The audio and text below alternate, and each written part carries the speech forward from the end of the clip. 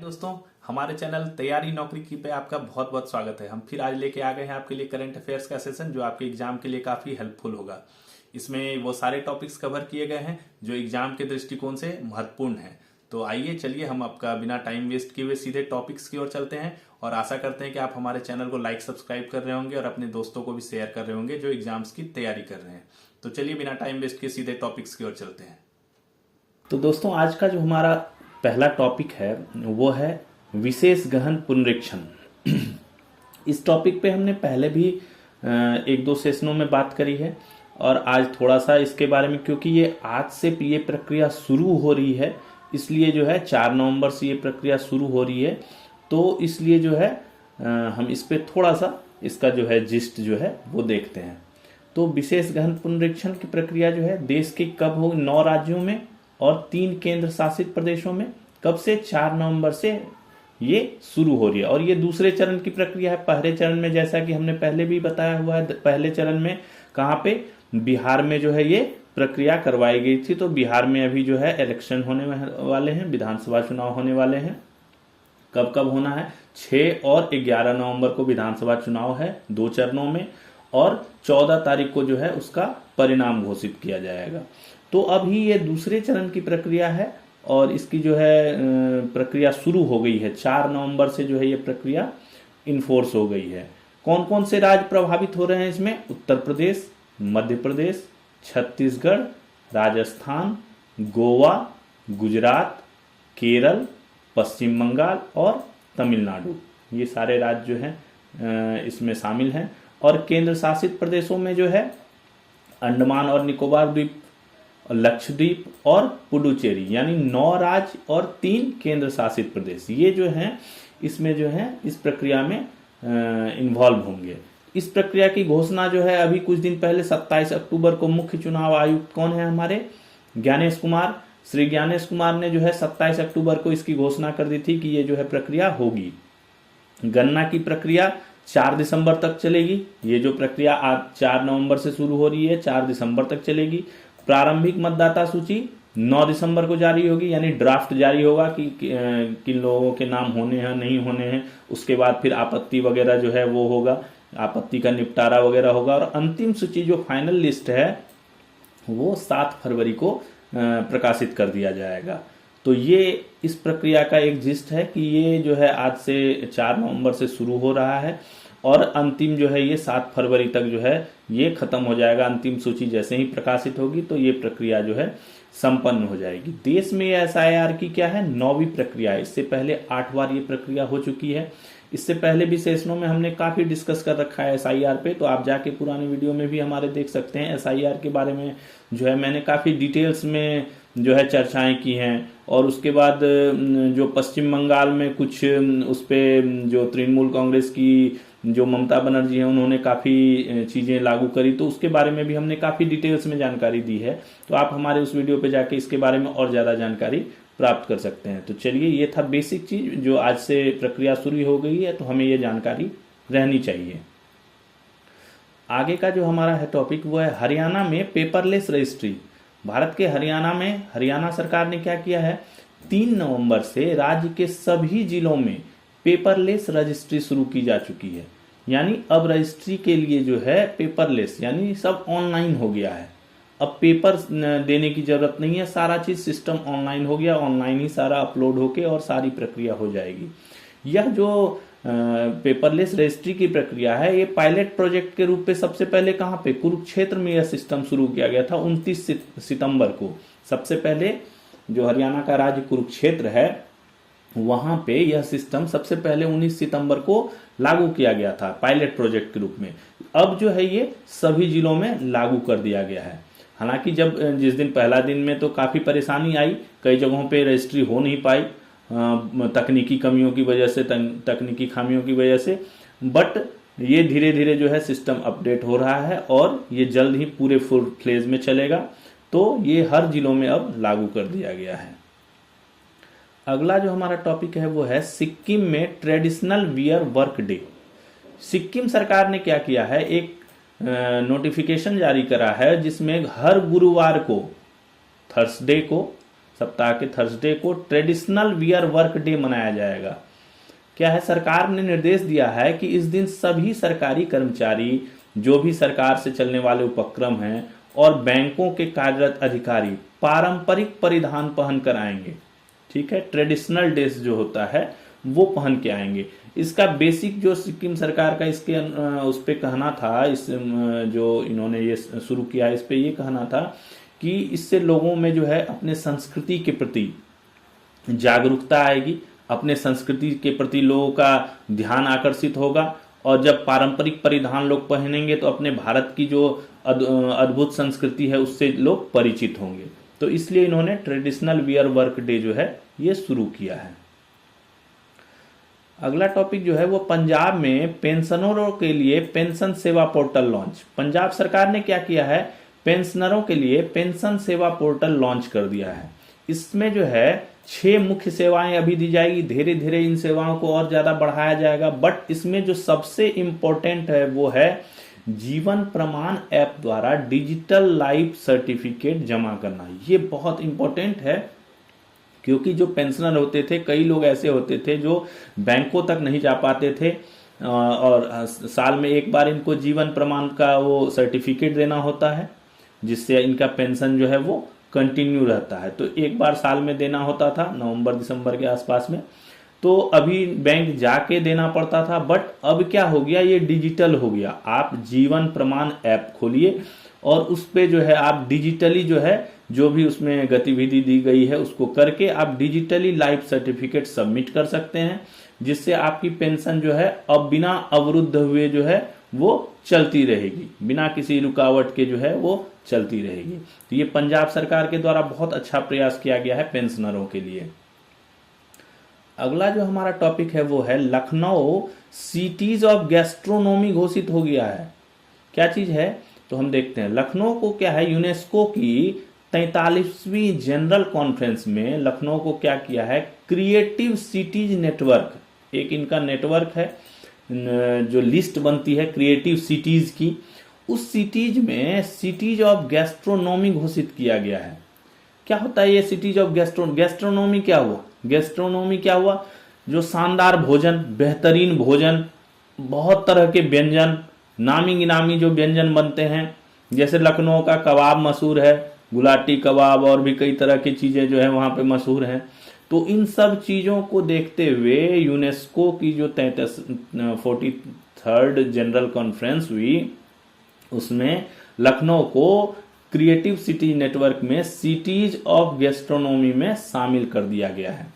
इसे अवध की समृद्ध विरासत और गंगा जमुनी तहजीब तथा बेहतरीन भोजन अवलिक व्यंजन के चलते इसे शामिल किया गया है। जैसा कि मैंने पहले बताया, यहाँ के व्यंजन जो है काफी लजीज हैं। लखनऊ तो नवाबों का शहर कहा जाता है इसको, तो यहाँ के व्यंजन और जो हैं वो कई तरह के व्यंजन यहाँ पे बहुत मशहूर हैं।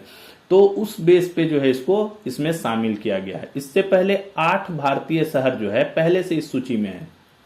लखनऊ के शामिल होने से पहले 8 शहर भारत के पहले से सूची में है। तो अब भारत के टोटल 9 शहर हो गए हैं जो इस लिस्ट में शामिल हो गए, यूनेस्को की क्रिएटिव सिटीज नेटवर्क में शामिल हो गए। हम देख लेते हैं 8 सूची में भारतीय कौन कौन शहर हैं। जयपुर है हमारा, ये क्राफ्ट्स और फोक श्रेणी में है, 2015 से है। वाराणसी भी इस श्रेणी में, म्यूजिक श्रेणी में इसको शामिल किया गया है 2015 से। चेन्नई को शामिल किया गया, इसको भी म्यूजिक श्रेणी में 2017 से।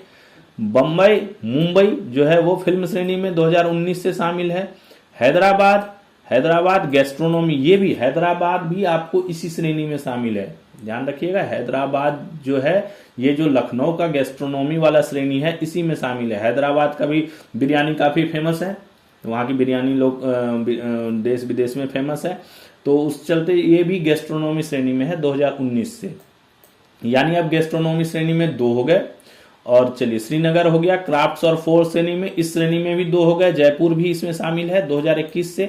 ग्वालियर जो है वो म्यूजिक श्रेणी में है, म्यूजिक श्रेणी में 1, 2, 3 हो गए। वाराणसी, चेन्नई और ग्वालियर 2023 से है। और कोझिकोड जो केरल का शहर है वो लिटरेचर श्रेणी में 2023 से शामिल है। तो ये हमारा था क्रिएटिव सिटी नेटवर्क का इतिहास जो अभी तक चला रहा है। 9 जो है 9 हमारे भारतीय शहर जो हैं इसमें शामिल हैं इन विभिन्न विभिन्न सूचियों में। तो ये आपको थोड़ी सी जानकारी इसकी रहनी चाहिए, ये बहुत लेटेस्ट चीज है। अगला जो हमारा है वो है इंडिया सेमीकंडक्टर मिशन। क्या है, भारत अब जो है सेमीकंडक्टर या चिप के मामले में आत्मनिर्भर होने जा रहा है। अब जो है भारत सेमीकंडक्टर और चिप जो है वो खुद बनाएगा। अब किसी से जो है वो खरीदेगा नहीं, किसी से आयात नहीं करेगा। अगले 2-3 महीनों में देश में 3 प्लांट से सेमीकंडक्टर का उत्पादन शुरू हो जाएगा। ठीक है, इन तीनों जगहों पर पायलट प्रोजेक्ट चल रहे हैं। पायलट प्रोजेक्ट शुरू हो गया है। गुजरात में स्थापित केन्स सेमीकंडक्टर, सीजी सेमीकंडक्टर के साथ माइक्रोन प्लांट में प्रायोगिक उत्पादन शुरू हो गया है। और एक धोलेरा जगह में भी सेमीकंडक्टर फैब्रिकेशन के जुड़े प्लांट की स्थापना का कार्य चल रहा है। धोलेरा को हाईटेक मैन्युफैक्चरिंग का बड़ा केंद्र बनाना है। ये धोलेरा जो है ये हाईटेक मैन्युफैक्चरिंग का बहुत बड़ा केंद्र बन के उभरेगा।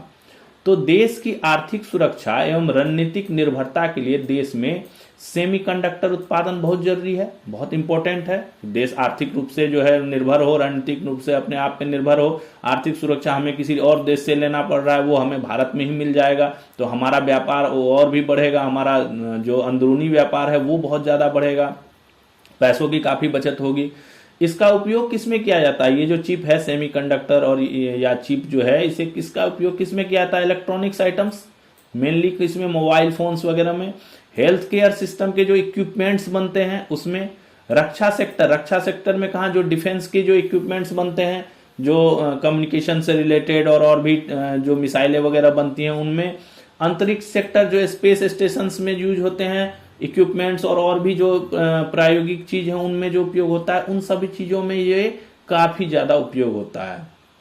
अभी भारत सेमीकंडक्टर के लिए आयात पर निर्भर है। मैंने पहले ही बताया कि भारत जो है अभी सेमीकंडक्टर जो है वो दूसरे देशों से खरीदता है। और जो विश्व में कौन कौन से हैं? ताइवान, अमेरिका, चीन, दक्षिण कोरिया, मलेशिया, इन सब देशों में इसका उत्पादन जो है सबसे ज्यादा होता है। आज के डेट में इन सब देशों में सबसे ज्यादा इसका जो है सेमीकंडक्टर का उत्पादन है। बट अब भारत क्या हो जाएगा? आत्मनिर्भर हो जाएगा, स्वयं उत्पादन करेगा और स्वयं ही अपनी इकाई चलाएगा। तो अब तक देश के 6 राज्यों में 10 प्लांट को मंजूरी दी गई है। इस प्रोजेक्ट के तहत जो है 6 राज्य में 10 प्लांट। 6 राज्य कौन कौन से हैं? गुजरात, असम, आंध्र प्रदेश, उत्तर प्रदेश, पंजाब और उड़ीसा। इन 6 राज्यों में 10 प्लांट जो है वो लगाए जाएंगे इस टाइप के। 2021 में भारत ने इंडिया सेमीकंडक्टर मिशन लॉन्च किया था। 2021 से भारत, यानी 4 साल से ज्यादा होने जा रहे हैं, 4 साल हो गए। तो इस टाइम से जो है इंडिया सेमीकंडक्टर मिशन जो है चला रहा है, जिसमें कंपनियों को 76,000 करोड़ इंसेंटिव देने का प्रस्ताव था। जब ये मिशन शुरू हुआ था तब ये कहा गया था कि जो कंपनियां इसमें आगे आएंगी, जो उत्पादन के क्षेत्र में हिस्सा लेंगी, उनको जो है इंसेंटिव के तौर पे 76,000 करोड़ रुपए भारत सरकार की तरफ से दिया जाएगा। तो ये काफी हेल्पफुल चीज था जो इस क्षेत्र में कंपनियों को बढ़ावा देने के लिए, आगे लाने के लिए, जिससे हमारे देश जो है इसका उत्पादन कर सके। आगे जो हमारा टॉपिक है वो है सर्व शिक्षा समावेशी मिशन। क्या है? भारत के चंडीगढ़ में क्या हुआ है? सर्व शिक्षा समावेशी मिशन के अंतर्गत एक मिशन चलाया है, सर्व शिक्षा समावेशी मिशन। इसके अंतर्गत हर बच्चे को समान शिक्षा का अधिकार दिलाने के उद्देश्य से एक ऐसी व्यापक नीति लागू की है जिसके तहत क्या होगा? दिव्यांग बच्चों को भी अब मुख्य धारा की शिक्षा में बराबर का स्थान और अवसर मिलेगा। चंडीगढ़ सरकार ने एक जो परियोजना लाई है, मिशन लाया है, सर्व शिक्षा समावेशी मिशन।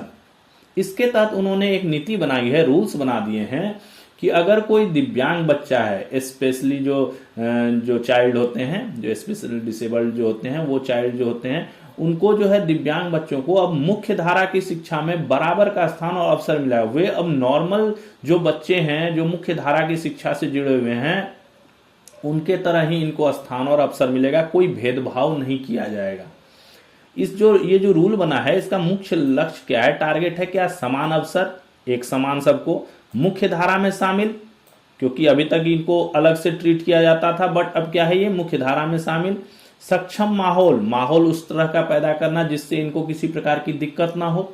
संवेदनशीलता, सेंसिटिविटी, ये संवेदनशील होते हैं तो इनको उस तरह से ट्रीट करना स्कूलों द्वारा। और निगरानी और सुधार, क्या है, निगरानी, मॉनिटरिंग और सुधार होगा, ठीक है। ये इसका मुख्य लक्ष्य रखा गया है। नई एडमिशन पॉलिसी जो लाई गई है उसके तहत कोई भी स्कूल दिव्यांग बच्चे को प्रवेश देने से मना नहीं कर सकेगा। अब ये नहीं है कि कोई स्कूल कह देगा कि बच्चा दिव्यांग है तो हम इसको एडमिशन नहीं करेंगे, ये नहीं होगा।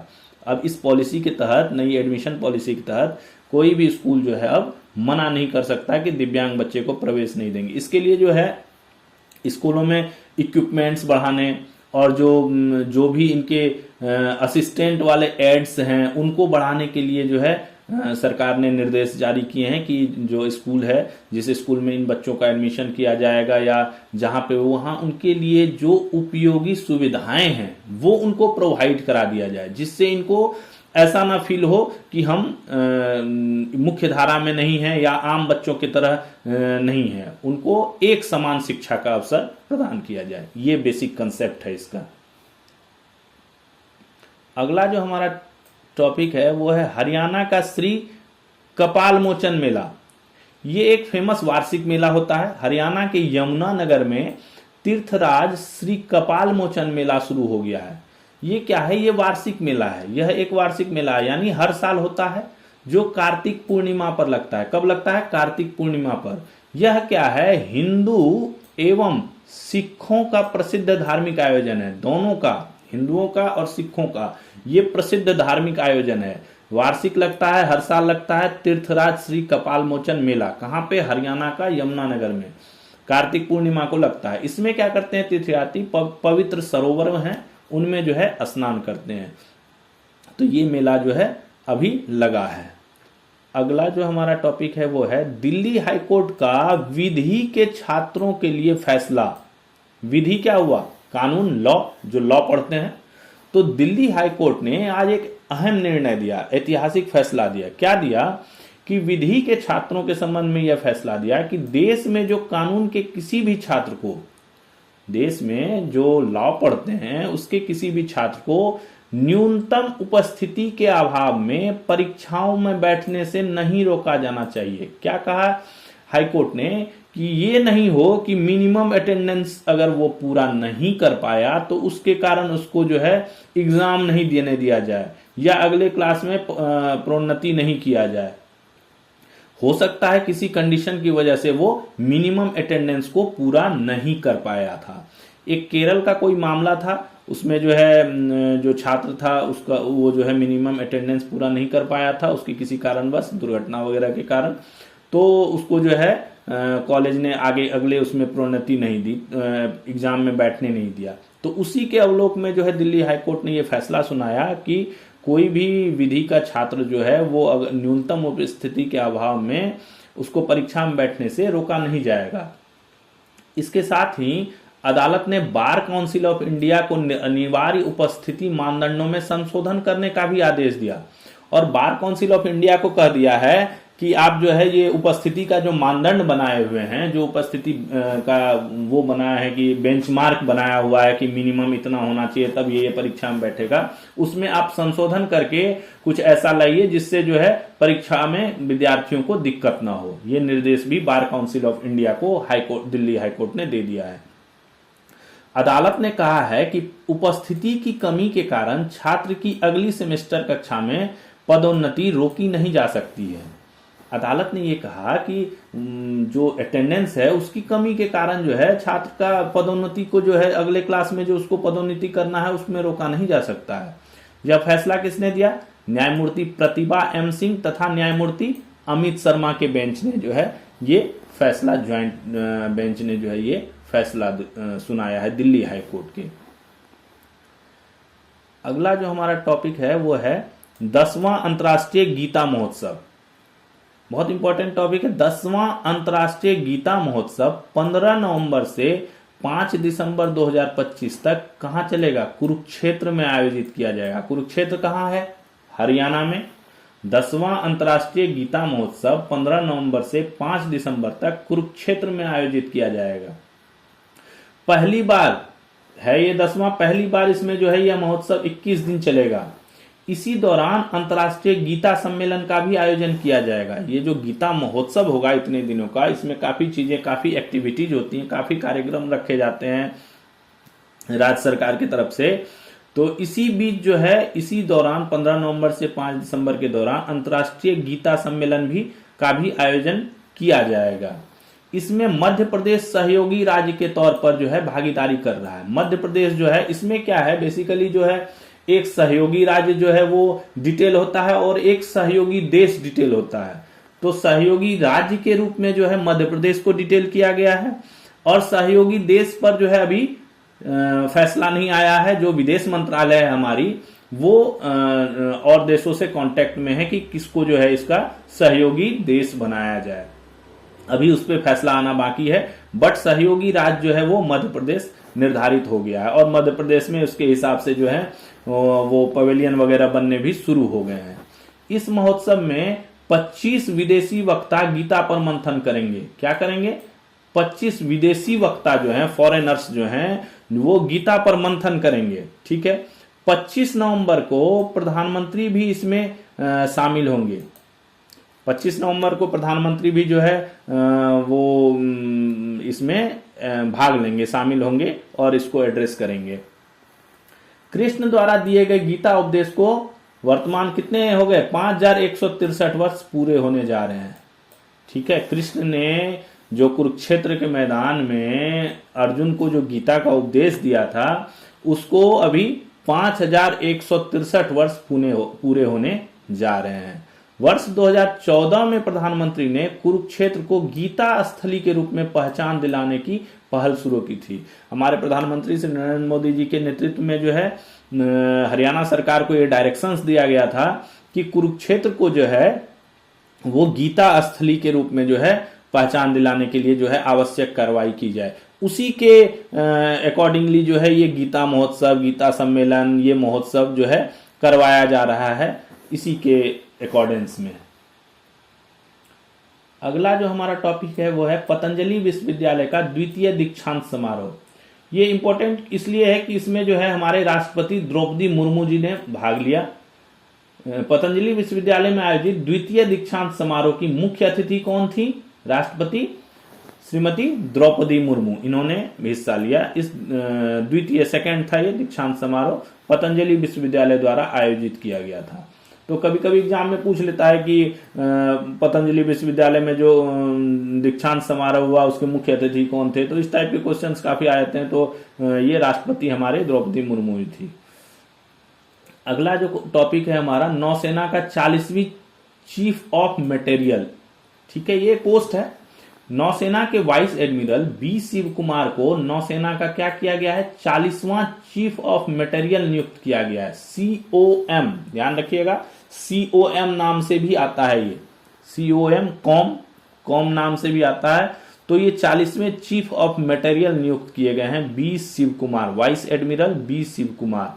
उन्होंने वाइस एडमिरल किसका स्थान लिया है? किरण देशमुख। इससे पहले कौन थे? किरण देशमुख। उनकी जगह पे इनको जो है नियुक्त किया गया है। अगला जो टॉपिक है, controller general of defence account, CGDA। आज से 1-2 दिन पहले हमने इस टॉपिक पे भी चर्चा करा था। CGDA जो है वो चेंज हुए थे CGDA। तो अभी क्या हुआ, श्री विश्वजीत सहाय ने controller general of defence account का पदभार संभाल लिया। जो पद खाली हुआ था, CGDA का पद वैकेंट हुआ था, तो राजकुमार अरोड़ा जी थे इस पे, श्री राजकुमार अरोड़ा जी इस पद पर थे। तो उनको जो है हटा के क्या लगा दिया गया? फाइनेंशियल एडवाइजर डिफेंस सर्विसेज लगा दिया गया। तो इससे क्या हुआ, जो CGDA वाला पोस्ट था, controller general of defence account, ये पद खाली हो गया था। तो उसके जगह पे किसको? श्री विश्वजीत सहाय को इस पोस्ट पे तैनात किया गया है। इससे पहले भारतीय रक्षा लेखा सेवा के अधिकारी राजकुमार अरोड़ा इस पद पर थे। अभी जैसे मैंने बताया, ये फाइनेंशियल एडवाइजर डिफेंस सर्विसेज अभी नियुक्त हो गए हैं। तो ये अभी जो है लेटेस्ट नियुक्ति हुई है। पहली इलेक्ट्रिक मिलिट्री व्हीकल कौन सी? वीर। भारतीय कंपनी प्रवाइक डायनेमिक्स ने देश की पहली इलेक्ट्रिक मिलिट्री व्हीकल क्या है? वीर नाम से लॉन्च किया है। भारतीय कंपनी है उसने जो है देश की पहली इलेक्ट्रिक मिलिट्री व्हीकल, ध्यान रखिएगा मिलिट्री व्हीकल है ये, वीर लॉन्च किया है, नाम है इसका वीर।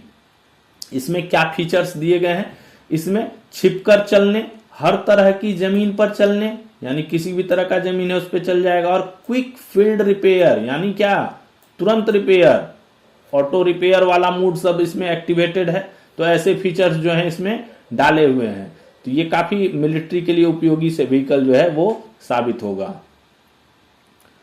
अगला जो हमारा टॉपिक है वो है बहरीन के विदेश मंत्री की भारत यात्रा। बहरीन के विदेश मंत्री कौन है, अब्दुल लातिफ बिन राशिद अल जायानी। अल जायानी आए थे, अभी भारत की 2 दिवसीय यात्रा पर हैं, आज यात्रा खत्म है, 3 को आए, 3-4 2 दिवसीय यात्रा थी उनकी। इनका उद्देश्य क्या था यात्रा का, व्यापार, निवेश और रक्षा क्षेत्रों में द्विपक्षीय संबंधों को बढ़ावा देना।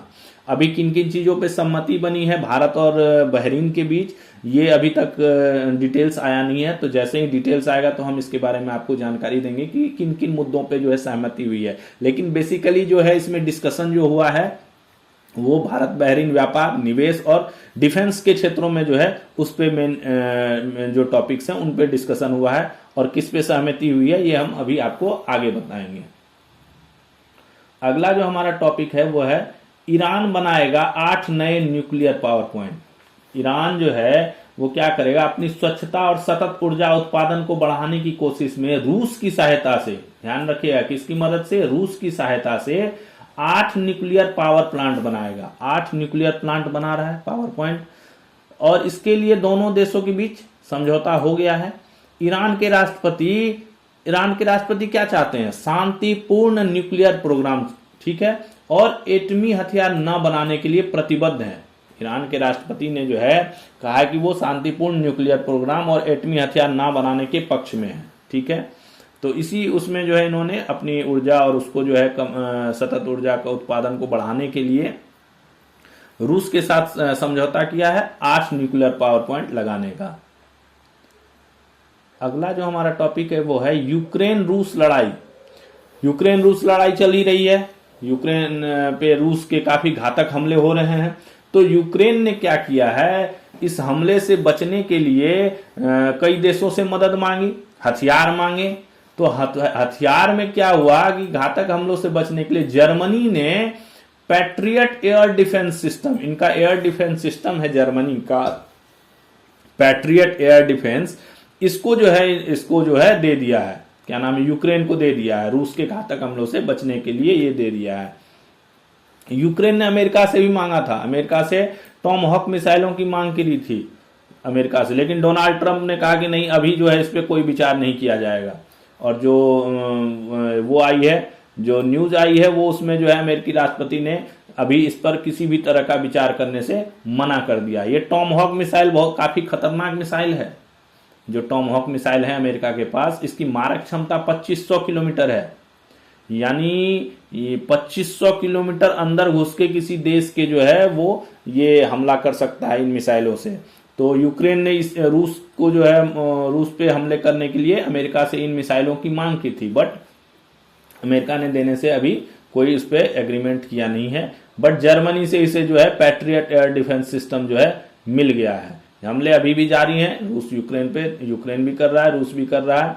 तो ये कंटिन्यू जो है रूस के तेल उस पे हमले हो रहे हैं, और यूक्रेन के गैस कारखानों पे हमले हो रहे हैं, गैस जो कि निर्माता है ये, तो ये चल ही रहा है अभी। अगला जो हमारा टॉपिक है वो है IIBX। IIBX क्या है, IIBX एक ऐसा प्लेटफॉर्म है जहां सोना चांदी की खरीद बिक्री पारदर्शी तरीके से की जाए, ट्रांसपेरेंट वे से किया जाता है, किसी भी तरह का छुपाव नहीं किया जाता है, ठीक है, ना कोई उसमें अलग से कोई चार्जेज होते हैं, ना किसी तरह का कोई प्लेटफॉर्म का वो होता है। तो इसका उद्देश्य जो है भारत में गोल्ड आयात और व्यापार को आसान और संगठित बनाना है। इसका मेन उद्देश्य क्या है ये IIBX का, कि भारत में गोल्ड आयात जो है और उसका जो ट्रेड होता है उसको आसान, इजी बनाना और संगठित बनाना, यानी कंट्रोल्ड बनाना है मेनली। इस प्लेटफॉर्म के जरिए योग्य ज्वेलर्स सीधे गोल्ड आयात कर सकते हैं, डायरेक्टली गोल्ड का जो है वो इंपोर्ट एक्सपोर्ट जो है वो कर सकते हैं। हाल ही में एसबीआई ने क्या किया है, आईआईबीएक्स पर स्पेशल कैटेगरी क्लाइंट के रूप में अपना पहला गोल्ड ट्रेड पूरा किया, इसीलिए अभी चर्चा में है आईआईबीएक्स। एसबीआई ने क्या किया है, इसी प्लेटफॉर्म पर जाकर एक स्पेशल कैटेगरी क्लाइंट के रूप में, एसबीआई को स्पेशल कैटेगरी क्लाइंट का दर्जा दिया गया है, उस रूप में इन्होंने पहला गोल्ड ट्रेड जो है वो कंप्लीट किया है इस आईआईबीएक्स पर, इसीलिए आज के डेट में चर्चा में है। समझ गए, ये प्लेटफॉर्म जो है, ये प्लेटफॉर्म में क्या होता है, सिर्फ सोना चांदी की खरीद बिक्री की जाती है। चलिए अगला जो टॉपिक है वो है हमारा मलेशिया में यूपीआई क्या हुआ है, भारतीय राष्ट्रीय भुगतान निगम कौन है, एनपीसीआई, ठीक है, ने रेजर पे के बीच, रेजर पे से जो है, रेजर पे भी पेमेंट गेटवे है, इसके साथ समझौता किया है, जिसके अनुसार अब उपभोक्ता जो है मलेशिया में भी यूपीआई का फुल फॉर्म क्या होता है, unified payment interface, unified payment interface, याद रखने वाली चीज है यूपीआई। डेली आजकल हम लोग कहीं भी जाते हैं तो यूपीआई कर देते हैं, यूपीआई का उपयोग करते हैं, सब्जी लेने भी गए तो यूपीआई, कोई छोटी से छोटी चीज ले, 10 रुपए 2 रुपए की चीज लेने गए तो यूपीआई, तो यूपीआई तो बोल देते हैं, बट यूपीआई का फुल फॉर्म मुझे लगता है बहुत कम लोगों को पता है, यूनिफाइड पेमेंट इंटरफेस, ठीक है। तो इसके जरिए जो है अब मलेशिया में भी भुगतान किया जा सकेगा। ये जो भारतीय राष्ट्रीय भुगतान निगम है एनपीसीआई, इसने रेजर पे के साथ जो है समझौता किया है कि जिसके फलस्वरूप जो है जो उपभोक्ता है, जो कंज्यूमर्स हैं, वो मलेशिया में यूपीआई के थ्रू जो है पेमेंट किसी भी चीज का कर सकेंगे। अगला जो हमारा टॉपिक है, चीन का नया अंतरिक्ष मिशन सेंजो 21, ठीक है, इस पे भी हमने कल के टॉपिक में जो है डिस्कस किया था कि जो तियोंगोंग स्पेस स्टेशन है उसके लिए जो है अपना नया अंतरिक्ष मिशन क्या है, सेंजो 21 को सफलतापूर्वक लॉन्च कर दिया है चीन ने। तियोंगोंग स्पेस स्टेशन में क्या है, बेसिकली वहां पे एक टीम रहती है, वो टीम जो है वो रिसर्च करती है, कोई टेक्निकल प्रॉब्लम्स आ जाता है तो उसको ठीक करती है, और ये क्या है ना, रोटेशन पे जाती है, 6-6 महीने के रोटेशन पे जाती है। एक टीम गई, वो वहां रही, उसने जो अपना काम किया, और वो टीम वापस आ जाती है, फिर दोबारा टीम। तो अभी कुछ दिन 2 दिन पहले ही जो है 2 दिन पहले चीन ने जो है उस टीम की घोषणा की थी और कहा था कि जल्द ही जो है हम इसको जो है तियोंगोंग स्पेस स्टेशन में भेजेंगे। तो अब जो है चीन ने इसको जो है सफलतापूर्वक लॉन्च कर दिया है। इसे गोबी मरुस्थल के जिक्वान सैटेलाइट लॉन्च सेंटर, गोबी मरुस्थल में जो है जिक्वान सैटेलाइट लॉन्च सेंटर है, तो वहां से इसने जो है चीन ने इसको लॉन्च किया है। सेंजो 21, ध्यान रखिएगा, सेंजो 21 चीन का अंतरिक्ष मिशन है तियोंगोंग स्पेस स्टेशन के लिए, तियोंगोंग स्पेस स्टेशन। अगला जो टॉपिक है वो हमारा आईफोन काफी फेमस है अभी, आईफोन कितना 17 आ गया अभी मार्केट में। तो आईफोन क्या है, आईफोन भारत में बिक्री के हिसाब से शीर्ष 5 स्मार्टफोन ब्रांड में शामिल हो गया है। किसमें, 5 स्मार्टफोन ब्रांड में शीर्ष, भारत में बिक्री के हिसाब से। भारत में भी काफी क्रेज हो गया है आईफोन का, लोग पूरे दिन रात लाइन में लग लग के जो है आईफोन खरीद रहे हैं, दिन रात का पता नहीं चलता, पूरी रात लाइन में लग के ये आईफोन खरीदने के लिए लगे रहते हैं। तो उस हिसाब से जो है भारत में काफी क्रेज हो गया है इसका, तो उस बिक्री के हिसाब से जो है ये शीर्ष 5 स्मार्टफोन ब्रांड में शामिल हो गया है। भारत दुनिया का तीसरा सबसे बड़ा आईफोन बाजार बन गया है। देखिए कितना क्रेज हो गया है भारत में आईफोन का, और कितने खरीदार हो गए हैं, जिससे क्या हुआ है, भारत दुनिया का तीसरा सबसे बड़ा आईफोन बाजार बन गया है।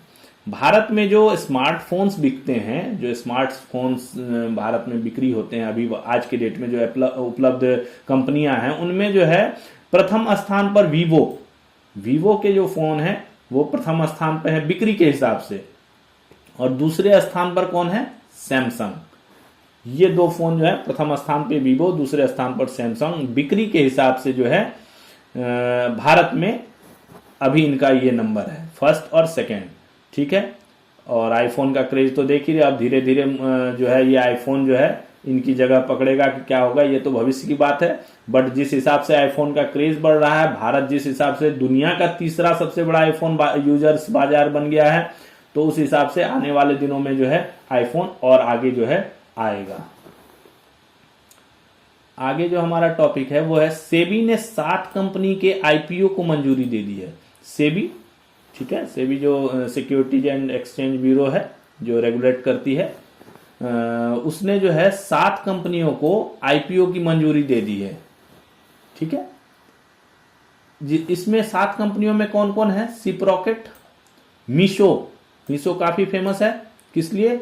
ऑनलाइन प्लेटफॉर्म है, मार्केटिंग प्लेटफॉर्म है, जैसे अमेजन फ्लिपकार्ट है उसी तरह मीशो है, online marketing platform. Skyways Air Services, German Green Steel and Power, Rajputana stainless, Manika plastic और अलाइड इंजीनियरिंग वर्क शामिल है। इनको जो है इनका आईपीओ को मंजूरी दे दी है। तो अभी ये 1 साल के अंदर में जो है अपना आईपीओ जो है मार्केट में, शेयर बाजार में ला सकते हैं। ठीक है, अभी इनको 1 साल का टाइम दे दिया गया है कि 1 साल के अंदर आप अपना आईपीओ जो है ला सकते हैं, आपको अप्रूव किया जाता है। अगला जो हमारा टॉपिक है भारतीय मानक ब्यूरो, BIS है ना, ब्यूरो ऑफ इंडियन स्टैंडर्ड। तो 1 नवंबर 2025 को श्री संजय गर्ग, IS हैं श्री संजय गर्ग, उनको जो है भारतीय मानक ब्यूरो का निदेशक नियुक्त किया गया है। भारतीय मानक ब्यूरो पता है, जो स्टैंडर्ड मानक होता है हमारा, वो हर चीज पे होता है। अब सोना खरीदने जाते हैं उस पे भी मानक ब्यूरो का हॉलमार्क रहता है, सारी चीजों पे होता है ये, ISO वगैरह जो होते हैं। तो ये भारतीय मानक ब्यूरो जो है BIS, इसका जो है निदेशक जो है अभी जो है संजय गर्ग को जो है नियुक्त किया गया। ये एक नियुक्ति है अभी हाल फिलहाल की। अगला जो हम चलते हैं अब खेल जगत की ओर। खेल जगत में तो हमारा अभी का बहुत हॉट टॉपिक है भारतीय महिला क्रिकेट टीम। कल के सेशन में हमने काफी लंबा इस पे डिस्कशन किया था, भारतीय महिला क्रिकेट टीम पे, आप जाके देख सकते हैं उस टॉपिक को। तो आज हम थोड़ा सा उसके जो टीम की कप्तान है हरमनप्रीत कौर, उसके बारे में थोड़ा सा हमने जानकारी इकट्ठा करा है जो आपके काम आएगा। तो इस पे हम देखते हैं। आज भारतीय महिला क्रिकेट टीम ने इतिहास रचा। ठीक है, जो है पहली बार भारतीय महिला टीम जो है वो विश्व कप जीती। ठीक है, 2 बार फाइनल में गई, दोनों बार हारी और तीसरी बार में जो है उसने विश्व कप का खिताब जो है वो जीत गया है। तो इसमें क्या हुआ, भारतीय महिला क्रिकेट टीम की कप्तान कौन है? हरमनप्रीत कौर। उनके नेतृत्व में ये जीत हासिल हुई हमें। 2017 के वर्ल्ड कप सेमीफाइनल में ऑस्ट्रेलिया के खिलाफ बनाए गए 171 रन की पारी के बाद से लेडी कपिल देव कहा जाने लगा। इनको जो है इन्होंने क्या किया था, ऑस्ट्रेलिया के खिलाफ जो है 2017 में जब भारत गई थी तो उसमें जो है 171 रन की पारी जो है इन्होंने खेली थी।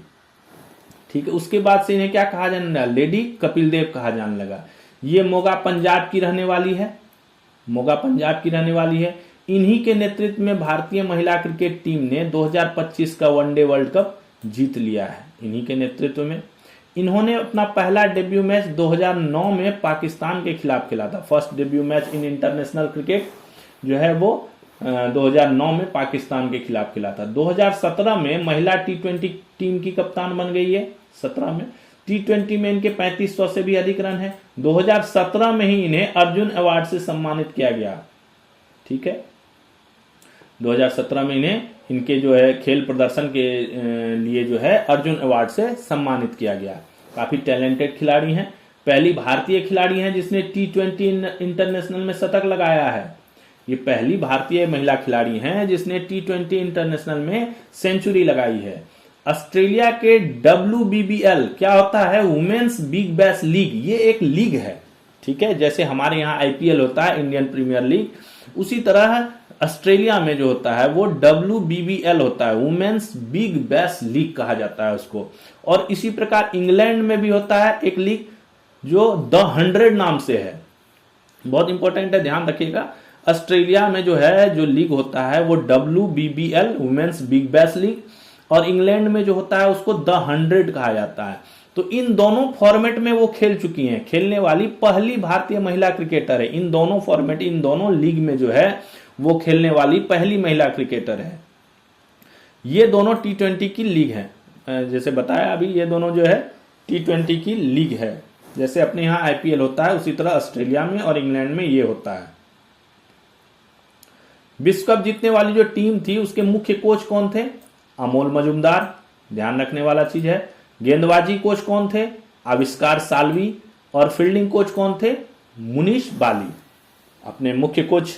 ठीक है, चीफ कोच जो थे वो अमोल मजुमदार थे, गेंदबाजी कोच आविष्कार साल्वी थे और फील्डिंग कोच मुनीश बाली थे। इन सभी के प्रयासों से, भारतीय टीम के प्रयासों से, सारी महिला खिलाड़ियों के प्रयासों से जो है भारतीय महिला टीम ने जो है अपना पहला विश्व कप जो है वो जीत लिया है। इसके ऊपर हमने काफी डिटेल्स में चर्चा करी है, आप हमारा पिछला वीडियो जाके देख सकते हैं। अगला जो हमारा टॉपिक है वो है बधिरों के लिए T20 राष्ट्रीय क्रिकेट। ठीक है, मूक बधिर होते हैं ना, बधिर, ठीक है ना, मूक हो गए जो बोल नहीं पाते, बधिर कौन हो गए जो सुन नहीं पाते। तो भारतीय बधिर क्रिकेट संघ ने नई दिल्ली में बधिरों के लिए T20 राष्ट्रीय क्रिकेट चैंपियनशिप के 9वें सत्र का शुभारंभ किया। ठीक है, भारतीय बधिर क्रिकेट संघ ने बधिरों के लिए भी T20 राष्ट्रीय क्रिकेट चैंपियनशिप होती है, उसका 9वां सत्र जो है वो शुरू किया। यह आयोजन कब होगा? 3 तारीख से शुरू हो गया है और 3 से 9 नवंबर तक चलेगा। इसमें कितनी टीमें भाग लेंगी? 20 टीमें भाग लेंगी। ठीक है, तो ये बधिरों के लिए T20 राष्ट्रीय क्रिकेट चैंपियनशिप था। 9वां सत्र इस साल शुरू हुआ है, 2025 9वां सत्र है, ये 9वां सेशन है। भारत के 90वें शतरंज ग्रैंड मास्टर कौन बन गए हैं? चेन्नई के 16 वर्षीय इलाम पार्थी एआर जो है भारत के 90वें शतरंज ग्रैंड मास्टर बन गए हैं। ठीक है, 19th शतरंज ग्रैंड मास्टर का खिताब इनको जो है मिल गया है। अगला जो हमारा टॉपिक है वो है दुनिया के सबसे उम्रदराज ओलंपिक चैंपियन का निधन हो गया। दुनिया के सबसे उम्रदराज ओलंपिक चैंपियन कौन थे? फ्रांस के चार्ल्स कॉस्ट का 101 वर्ष की उम्र में निधन हो गया। इन्होंने क्या किया था? 1948 के लंदन ओलंपिक में ट्रैक साइकिलिंग में गोल्ड मेडल जीता था। और जब इन्होंने ये मेडल जीता था, जब ओलंपिक में ये मेडल जीता था, तो उस टाइम ये दुनिया के सबसे उम्रदराज ओलंपिक चैंपियन हो गए थे। ठीक है, सबसे एजेड चैंपियन थे। तो इनका जो है अभी 101 वर्ष की उम्र में जो है निधन हो गया है। अगला जो हमारा टॉपिक है वो है पाकिस्तान और दक्षिण अफ्रीका के बीच वनडे सीरीज। 17 साल बाद क्या होगा? पाकिस्तान के फैसलाबाद में इंटरनेशनल क्रिकेट खेला जाएगा। ठीक है, 4 नवंबर 2025 से पाकिस्तान और दक्षिण अफ्रीका के बीच 3 वनडे मैचों की सीरीज खेली जाएगी। ठीक है, पाकिस्तान और साउथ अफ्रीका जो है वो 3 वनडे मैचों की सीरीज खेलेगा फैसलाबाद में, और यहाँ पे 17 साल बाद इंटरनेशनल क्रिकेट जो है वो खेला जा रहा है।